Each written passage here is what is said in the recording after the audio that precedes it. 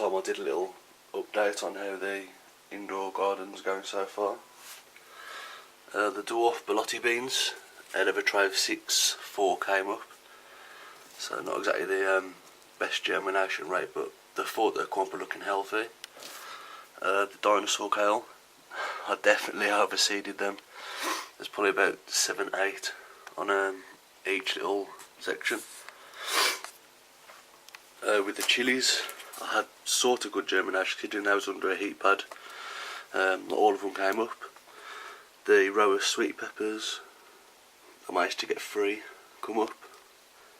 The cayenne peppers, I managed to get 4 on that one, which for some reason cayenne peppers always seem to germinate pretty quick.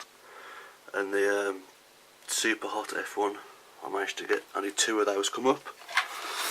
So not bad, but they still could come up in time. This is the spinach, and they're pretty nice healthy seedlings. All of these came up once, and they had this last little one that wanted to make itself a little appearance, but that one is going to have to go. Only one per cell, but the roots have come out pretty good, so I probably will plant that in one of these where it didn't come through. So I'll do that just in a second after filming this. Iceberg lettuce there. These have come through pretty thick as well, but generally lettuce always do if they're fresh seeds. This one was just a general mix of different lettuce, just like a cut and come again lettuce. And these were sown about 3 days ago. These have come up pretty well as well. Next up we have a tray of chives, and they've also just about, if you can see them, all of them are just about started to come up now. Sorry if the camera's unsteady, but I'm trying to do it as steady as I can.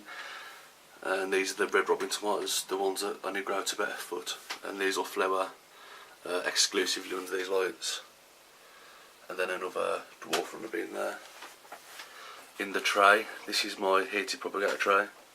We have Hungarian hot wax and ring of fire at the back, and nothing's quite germinated out of them yet. I'm not sure if I've actually shown this tray being built, but I've ordered a temperature controlled heat pad, and I've just got like a normal cheap tray from Walkhouse when they was discounted, and I've put like a heat pad underneath and made my own like heated propagator.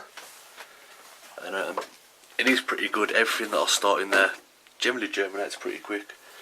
See if I can show you down here by the wires. It's got a little temperature control with it on and off, and it's on about half now, and it stays about 22, 23 degrees in there. But on full you can easily get it to about 30, 32 for when you're germinating like some of the hot chili seeds. But it does pretty well.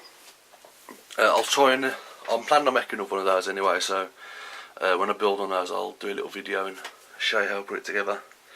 The actual heat pad underneath is only about £3 off eBay, I think. If you get it from abroad, like China, like most things come from.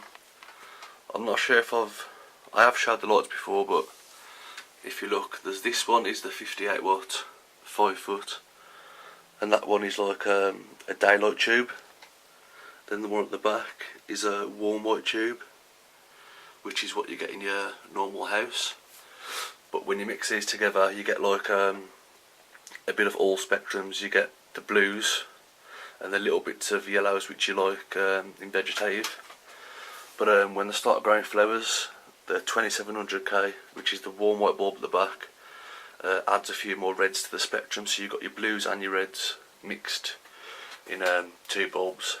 So basically it cuts out the need to have dual spectrum bulbs, where you can buy them and they're really expensive, but if you just get a daylight and a warm white, you've got your full spectrum in one. And as you can see, the plants seem to like it. I mean, these are the side that's under the daylight bulb, and the ones at the back are the ones that are under the warm white bulb, and you can't literally, I mean that's the same tray, you literally can't see any difference. So really it doesn't really matter, you could just go warm white or daylight, but a good mix, the plants seem to like it. The lot of schedule these are on are I have these on 18 hours a day, and then the light turns off for 6 hours, and pretty good growth. So okay, I've rambled on enough on this video now, but the next video I should be showing how I build the propagator, so I'm going to get ordering the pots for that pretty soon. And if I don't do a video before then, hope you all have a nice Christmas and a great New Year, and I'll see you very soon. Thanks for watching, take care.